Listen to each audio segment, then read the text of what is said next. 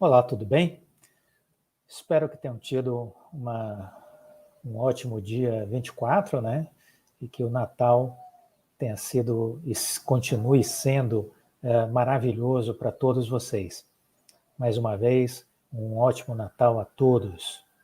Que Deus abençoe todos vocês. Quero começar esse vídeo com uma reflexão. Chance é o que te dão. Chance é o que te dão. Oportunidade é o que você cria. Oportunidade é o que você cria. Então, saiba diferenciar uma coisa da outra. Não é? Um provérbio persa também interessante para a gente dar uma chacoalhada no cérebro. Faça pequenas coisas agora. Assim, grandes coisas virão até você pedindo para serem feitas. Faça pequenas coisas agora. Assim, grandes coisas virão até você pedindo para serem feitas. Essa é uma reflexão interessante, porque em alguns momentos da minha vida eu me deparei com a necessidade de fazer coisas que no primeiro momento, no primeiro olhar, eu julguei que eram simples, que eu poderia fazer muito mais coisas e que aquele desafio não estava condizente à minha capacidade. E foi interessante isso, porque a primeira reação, às vezes, quando você se depara numa situação assim, é desmerecer aquele desafio, se julgar injustiçado, não valorizado. Essa é a primeira reação. Mas, no entanto, se você tiver a prudência e a paciência para olhar de novo a situação, você pode perceber que você, oferecendo o seu melhor, você pode fazer daquela pequena coisa algo muito grande, algo muito grande. Eu me recordo, certa feita, quando eu estava fazendo uma consultoria, eu estava à frente de um projeto bem amplo. E aí, em dado momento, a empresa que tinha me contratado, que tinha me colocado à frente do projeto como um todo, me procurou e disse: olha, nós vamos indicar uma outra pessoa para estar à frente de todo o processo. E você vai estar assessorando aí, não mais à frente. Então eu achei que aquilo estava sendo rebaixado, foi a primeira sensação. Rebaixado de posto. E aí a pessoa que assumiu, no primeiro momento a gente não se afinou muito, e ela me lançou a fazer parte de um subproduto daquele contexto maior, e eu entendi que aquilo era como se fosse tipo assim: eu vou te colocar aqui porque aqui você não tem como brilhar e a sua tendência vai ser pedir para sair.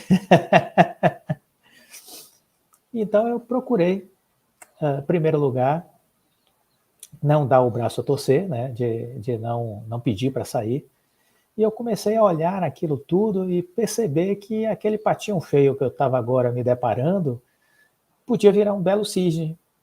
E foi isso que eu procurei fazer. Eu me dediquei com toda a alma, procurei oferecer o meu melhor e aquele desafio que me parecia no primeiro momento pequeno, impróprio, eu dei a volta e transformei aquilo no principal produto do sistema como um todo. Virou o principal produto.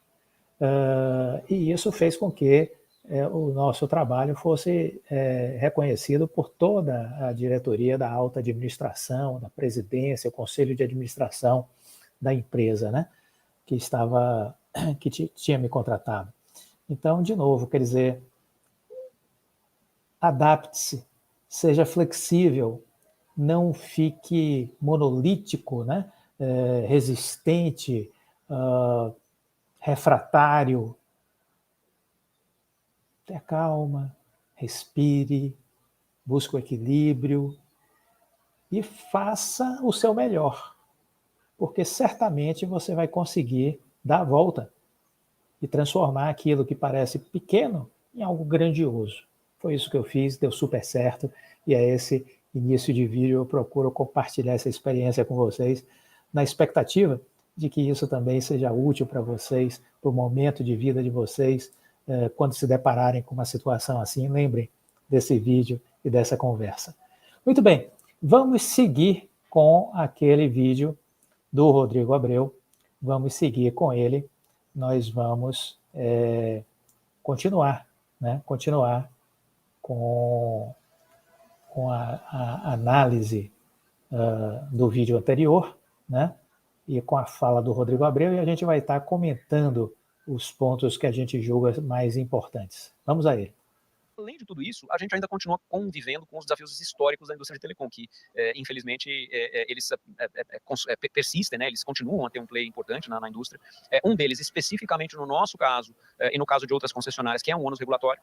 Esse ônus regulatório vem principalmente por uma demora que acabou acontecendo durante todo o período de vigência da primeira Lei Geral de Telecomunicações, que foi até 2019, e que com a aprovação da nova Lei Geral em 2019, se trouxeram vários elementos para ajudar a modernizar esse arcabouço regulatório, mas que ainda não estão completamente regulados. Então, isso causou um desequilíbrio financeiro econômico na concessão, e nós somos o maior concessionário do país, e esse declínio, então, ele acabou se exacerbando não só pela defasagem regulatória, mas pela própria evolução tecnológica, né? Hoje ninguém mais quer telefonia fixa, ninguém mais quer um produto de baixa velocidade, o telefone fixo deixou de ser atraente. No entanto, um setor que ainda ainda permanece com um número de obrigações regulatórias, por exemplo, ligadas a telefones públicos, a atendimento em áreas que não fazem sentido, porque tem cobertura total de outras tecnologias, que acabam fazendo com que esse ciclo de vida da concessão, que no passado foi bastante positivo, hoje seja não só negativo, mas piorando a sua curva negativa ao longo do tempo, como a gente pode ver aqui do lado esquerdo.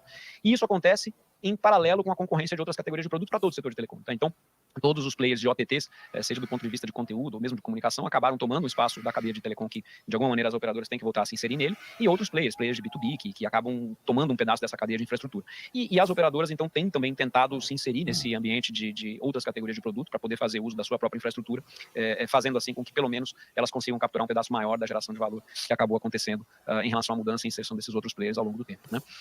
No nosso caso, como é que nós tivemos inseridos nessa trajetória? Nós executamos um plano de recuperação judicial de maneira bastante consistente até aqui. Acho que vale ressaltar que o plano de recuperação judicial ele cumpriu com 100% das suas obrigações até hoje. Então, nós fizemos tudo aquilo que não só estava no plano, mas que acabou sendo também proposto e aprovado por credores num aditamento. Isso é importante dizer.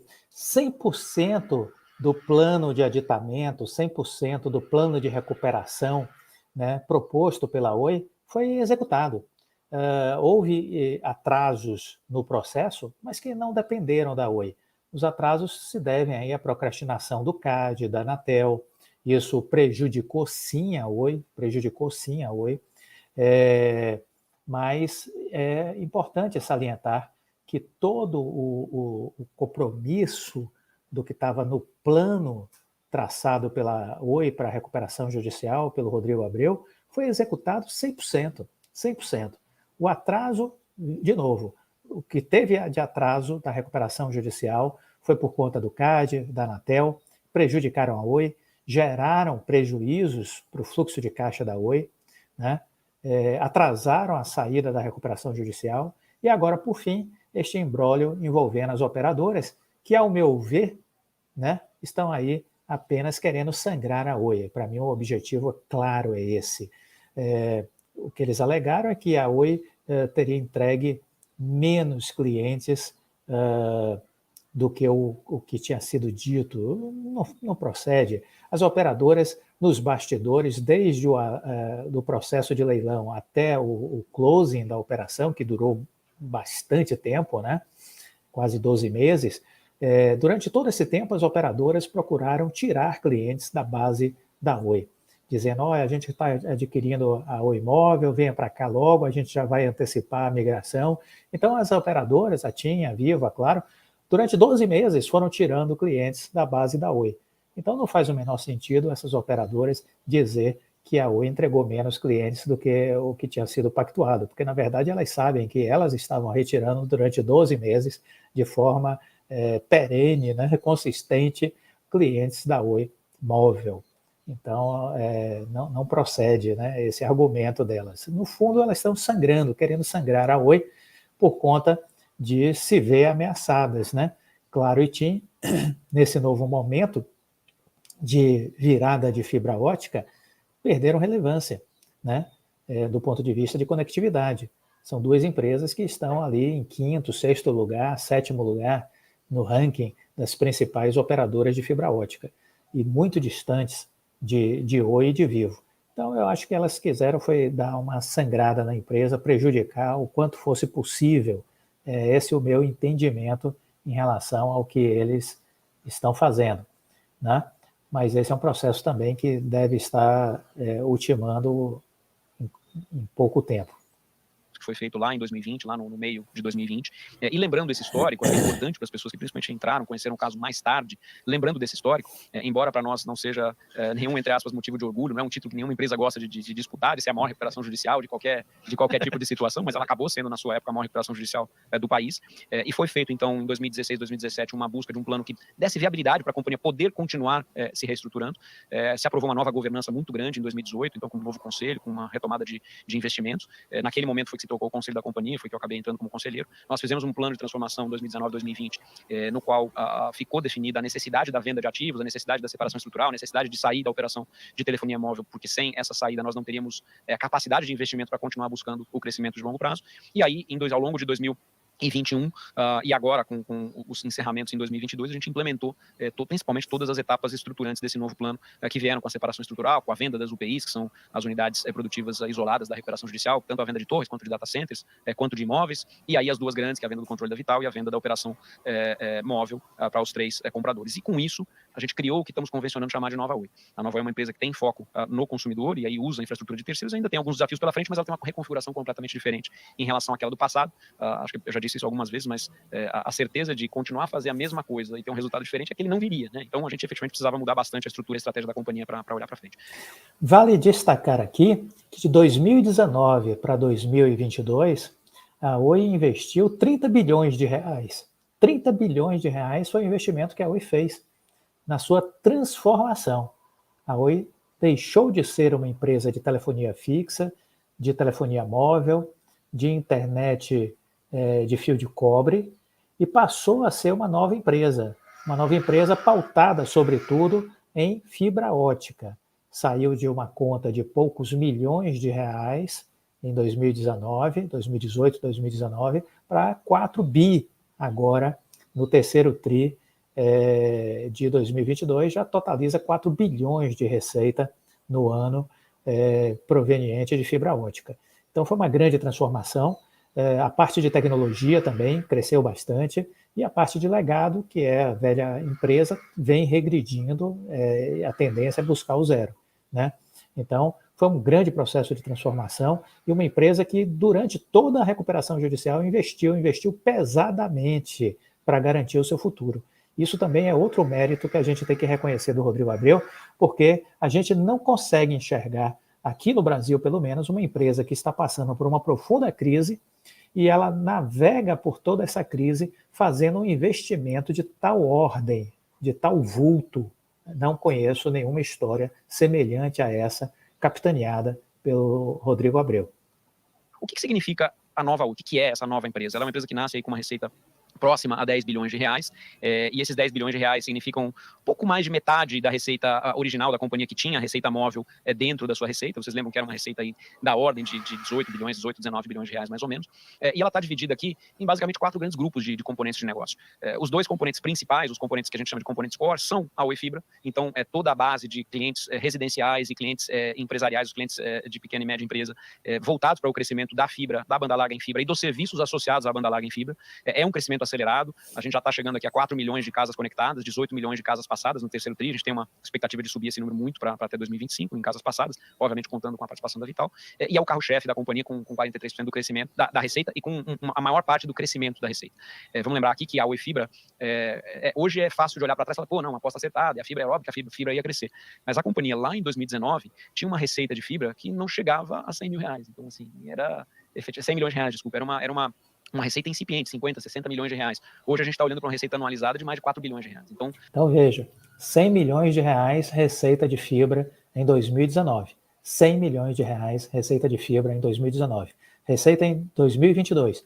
Estamos na casa de 4 bilhões de reais. Saímos de 100 milhões de reais de faturamento em fibra ótica em 2019 para 4 bilhões de reais em 2022. Nada mal, né? Esse crescimento todo foi conquistado nos últimos 3 anos. Né?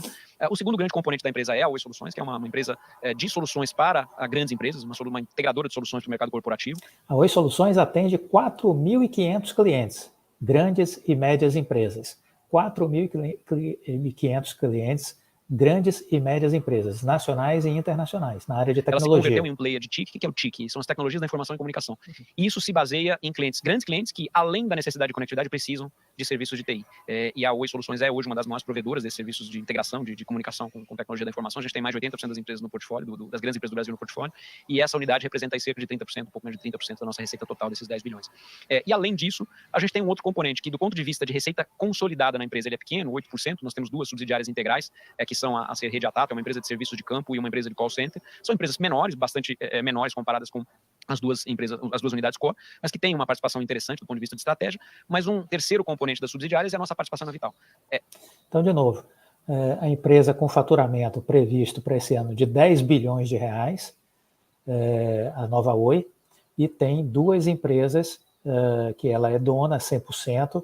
Uma é a Tato, que é uma empresa de call center e de serviços aí de atendimento ao consumidor, e a Vital, a participação na Vital, e tem a Serrede, que é a parte de infraestrutura, que cuida de toda a parte de projeto, de implantação de fibra ótica, de manutenção de fibra ótica. Isso quem faz é a Serrede. Então, essa é a Nova Oi. E a participação da Oi na Vital, 35%, lembrando que não há, dentro do balanço da Oi, nenhuma mensuração do que representa essa participação na Vital, tanto do ponto de vista de faturamento, quanto do ponto de vista de ganho, né? Não a receita tá da Vital não é consolidada na Oi, então é importante dizer isso, destacar isso. Então a Vital vai continuar crescendo, a expectativa da Vital é que ela se torne uma grande geradora de receita de caixa ao longo do tempo. Hoje ela está numa... Essa receita da Vital hoje está estimada em 5 bilhões de reais. Essa é a receita estimada para esse ano, 5 bilhões de reais, dos quais 2 bilhões e meio vem da Oi. 2 bilhões e meio vem da Oi, os 5 bilhões. Outro dia eu fiz um post, não sei se vocês acompanharam pelo Instagram, que quando o BTG começou a estudar esse assunto da Infraco, hoje Vital, ele achou que tinha muitos riscos, muita complexidade. A recuperação judicial da Oi assustava muito o BTG, e uma das formas que eles encontraram de ter a tranquilidade para entrar no projeto, mesmo diante de tantas inseguranças, foi a garantia da Oi de que ela estaria utilizando prioritariamente os serviços da Vital, né? Então, ao fazer essa modelagem e chegar à conclusão que a Oi seria uma espécie de cliente âncora, ou seja, responsável por 50% do faturamento da Vital, o BTG, então, bateu o martelo e assinou o contrato. Fase de investimento, nós não consolidamos o resultado da Vital dentro da Oi.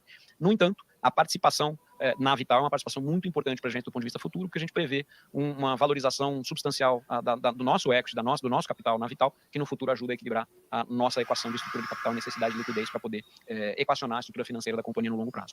Toda a lógica da Vital, desde o início, foi essa, de que a empresa seria vital para a sustentabilidade financeira da Oi. E o presidente deixou claro que essa equação passa por vender participação na Vital. Isso ele disse lá atrás. Não é nenhuma novidade. Muitas vezes eu vejo as pessoas, mas a Oi está vendendo a participação da Vital, a Oi está vendendo a participação da Vital, a Oi vai vender a participação da Vital. Olha, o que nós sabemos é que existe um valor mínimo do qual a Oi não vai vender. Esse valor mínimo nós não sabemos qual é, nunca foi dito, mas ele já comentou isso, de que existe um valor mínimo que a Oi não abre mão na Vital, e que sim, uma parte dessa participação na Vital será vendida mais à frente para fazer o equilíbrio da equação financeira da dívida, né? A Oi só vai conseguir trazer a dívida para o patamar de 3, 4 bilhões de reais, que é um patamar considerado bom do ponto de vista estratégico, com a venda de participação da Vital. Ela não conseguirá chegar a esse resultado sem fazer isso. E isso está dito lá atrás. Não existe aqui nenhuma novidade em relação a isso. E por último, a gente tem um componente do legado, que ele, embora represente 20% da nossa receita total hoje, ele é onde a gente tem uma necessidade de equacionar um resultado que hoje é negativo. E que ao longo do tempo tende a ficar mais negativo ainda, por uma questão, como eu mencionei no começo, de estrutura de setor. O legado, que representam as receitas ligadas à telefonia fixa e ao cobre, a estrutura de cobre passada, ele já representou para a companhia receitas de mais de 10 bilhões de reais por ano, e esse ano ele vai representar uma receita menor do que 2 bilhões de reais. Então, qualquer empresa que perde 8 bilhões de reais de receita em 3 anos tem um desafio pela frente, e esse é um dos nossos componentes grandes de desafio. E ao contrário da queda da receita, que é uma queda quase que inexorável, é uma queda que vem acontecendo ao longo de 30%, 40% ano contra ano, a redução de custo não é proporcional, porque pelas obrigações da concessão nós continuamos sendo obrigados a manter serviço em áreas deficitárias, obrigados a manter orelhões, obrigados a manter atividades em áreas que, do ponto de vista de interesse econômico, não tem nenhuma viabilidade financeira, então isso é que faz com que esse componente seja um componente negativo. Então, esse é outro ponto, essa questão do legado, porque é aí que está aquela discussão com a Anatel de migração de concessão, regime de concessão para regime de autorização, é aí que está aquela discussão da arbitragem. A Anatel acha que a Oi tem que pagar 12 bilhões de reais para migrar da concessão para a autorização, porque ela acha que esse sistema de telefonia fixa vale 12 bilhões de reais. A Oi entende que a Anatel deve a ela, na arbitragem, 16 bilhões de reais por conta dos custos. Veja que o Rodrigo Abreu está dizendo que nos últimos anos a receita de telefonia fixa caiu 8 bilhões de reais. Caiu 8 bilhões de reais. E os custos não caíram, quer dizer, continuaram a ter custos com orelhão, por exemplo, que é uma coisa esdrúxula, né? Então, você tem aí um componente para resolver ainda, que passa por uma discussão com o futuro governo, passa pelo processo de arbitragem que a gente espera ver definido, né? E passa por uma acessibilidade das autoridades, porque esse negócio de querer 12 bilhões por um negócio que gera de receita 2 bilhões hoje e que tende a cair mais ainda, não faz o menor sentido, né? Não faz o menor sentido, isso é coisa de gente maluca. Eu só posso dizer isso, né? Quem está achando que vale a Oi pagar 12 bi por essa migração do regime de concessão de telefonia fixa para a autorização, é doido, é maluco, só pode. Não é uma pessoa razoável, ela não está no uso da sua condição de racionalidade íntegra, né? Ela está com um problema aí mental gravíssimo, merecendo internação. Então, aqui a gente está endereçando, do ponto de vista operacional, o melhor possível a redução de custos, mas é uma área que ainda tem um impacto até, ou a migração completa para um novo modelo, ou o encerramento da concessão em 2025, um impacto negativo no caso da companhia, que tem que ser resolvido no curto e médio prazo. Tá? Não está descartado encerrar e devolver a concessão. Você viu que o Rodrigo Abreu falou isso, o presidente da Vivo também, o Christian Gebara, já falou isso, porque a Vivo também teria que pagar 8 bilhões e meio, mais ou menos, para a Anatel para fazer a migração da concessão para a autorização. Então, é um número que a Vivo também já disse que não faz o menor sentido e que nessa linha prefere devolver, né? E isso vai ser um abacaxi, devolver essas concessões para o governo vai ser um grande abacaxi que ninguém vai querer comprar essa porcaria. Vamos ser muito sinceros, essa porcaria ninguém vai querer comprar. A Oi pode querer ficar com isso se houver, óbvio, né, uma mudança radical dos números. Aí a Oi e a Vivo podem querer ficar com isso. Mas nas bases que a Anatel acha que vale, esquece, eles vão preferir devolver. O que aconteceu com receita aí, para falar um pouquinho dos resultados do terceiro trimestre, antes da gente falar aqui dos desafios e passar para nossas perguntas e respostas. No terceiro tri, a gente conseguiu atingir uma marca interessante, que foi depois de muito tempo sem crescer, a nossa receita total atingiu um crescimento de 2 dígitos. A gente voltou a crescer aí 10% ano contra ano, e depois de um período muito longo sem crescimento de receita, se a gente olhar para o terceiro trimestre do ano passado, essa receita tinha decrescido quase 3%, no segundo trimestre aí ela voltou a andar de lado, comparado com 2021, e aí no terceiro trimestre, depois de fechadas as operações e fazendo essa comparação em bases comparáveis, nós voltamos a crescer. E esse crescimento, obviamente, ele não é homogêneo. A gente tem as nossas receitas core crescendo aí quase 40% ano contra ano, um número espetacular, mas as nossas receitas legado, não core, as receitas de atacado com tecnologias antigas e a tecnologia de cobre, concessão, telefonia fixa, decrescendo quase 27%. Então, é uma perda importante de receita. mas ao mesmo tempo foi mais do que compensada pelo crescimento das receitas de fibra, né? Um pouquinho o cursor ali, que está bem em cima de um ok. E na receita core, acho que vale destacar aqui que o grande componente do ponto de vista de volume é o crescimento da fibra. A gente cresce na fibra aqui quase 31%, essa é a que dá a receita anualizada já de mais de 4 bilhões de reais que eu mencionei para vocês, mas também com alguns componentes grandes aqui de crescimento, no caso do Oi Soluções, da receita de TI. A receita de TI cresceu 55% ano contra ano, ainda que a receita de telecom nos clientes corporativos tenha andado de lado, né? Essa receita de fibra, que cresceu 31%, ela vem acompanhando um crescimento muito consistente de casas conectadas, que está chegando aqui a 4 milhões de casas conectadas que eu mencionei para vocês. É um ritmo de crescimento um pouco menor do que aquele que foi apresentado durante a pandemia. A gente tem uma expectativa de voltar a crescer esse ritmo de crescimento de casas conectadas, mas ele foi impulsionado também por um mercado, uma situação de mercado, onde o churn, a evasão de clientes por inadimplência, tinha subido muito no final do ano passado. A gente voltou a controlar essa perda de clientes por inadimplência, então a gente voltou a ter uma redução desse ritmo de evasão, de churn, que a gente costuma chamar. E voltou a ter um crescimento mais saudável. E isso também mantendo um crescimento da receita média por usuário, que é o famoso ARPU. A nossa receita média por usuário cresceu em relação ao ano passado 5%. É um crescimento muito saudável de aumento de receita. Isso vem basicamente porque nós estamos aumentando as velocidades médias de venda para cliente. O que era a oferta básica quando foi lançado o Oi Fibra de 200 megabits por segundo, hoje a nossa oferta básica já é 400 megabits por segundo. A nossa oferta média de novo cliente já está superior a 400 megabits, porque a gente tem várias áreas com 500 megabits, tem áreas com 1 gigabit por segundo. Isso faz com que, então, a receita média aqui no terceiro TRI de 21 era R$ 89, hoje já seja quase R$ 95. E a nossa posição, apesar dessa redução de ritmo de crescimento, ela continua uma posição bastante competitiva no market share de mercado de banda larga total. Nós somos líderes em 11 estados no market share de banda larga total, e segundo em aí pelo menos 5 outros, e terceiro na maioria dos outros. Então, assim, ou nós somos o primeiro na grande maioria dos estados, ou segundo ou terceiro player de banda larga. O posicionamento, portanto, da Oi, do ponto de vista de mercado, é excelente.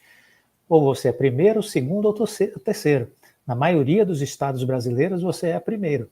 Então, é isso que é interessante apontar, né? Então, a presença da Oi hoje, a capilaridade da Oi hoje é muito positiva e está muito à frente da Vivo, que é muito mais consolidada em São Paulo, né? Uma outra coisa importante, a melhoria da base de cliente. A Oi cresceu menos do ponto de vista de novos clientes, mas melhorou o ticket médio desse cliente, vem melhorando esse ticket médio. Então, você vem crescendo menos, mas crescendo com mais qualidade. Isso é outro fator interessante para a gente destacar aqui.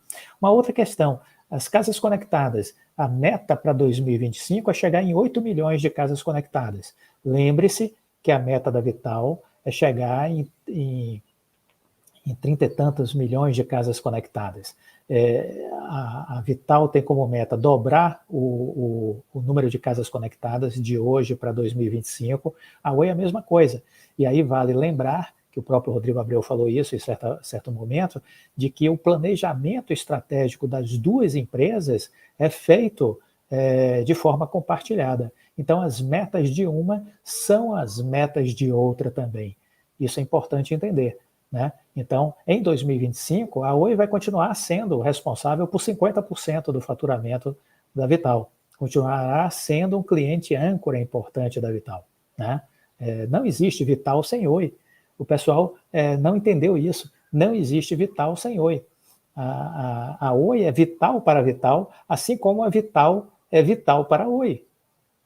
O pessoal não entendeu isso até hoje. Né? Há uma simbiose entre as duas empresas, porque nascem de uma estratégia, mas as pessoas têm dificuldade de entender isso, infelizmente.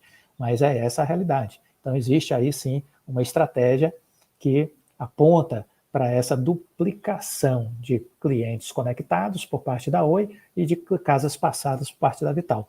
Como isso vai acontecer de forma orgânica? Não. Vai ser por meio de aquisições. Vamos lembrar que a Vital já levantou 10,4 bilhões de reais para fazer investimentos, dos 30 previstos no seu plano de ação. Dos 30 previstos no seu plano de ação, já levantou 10,4 bi. E como eles vão fazer para usar esse dinheiro? Aquisições.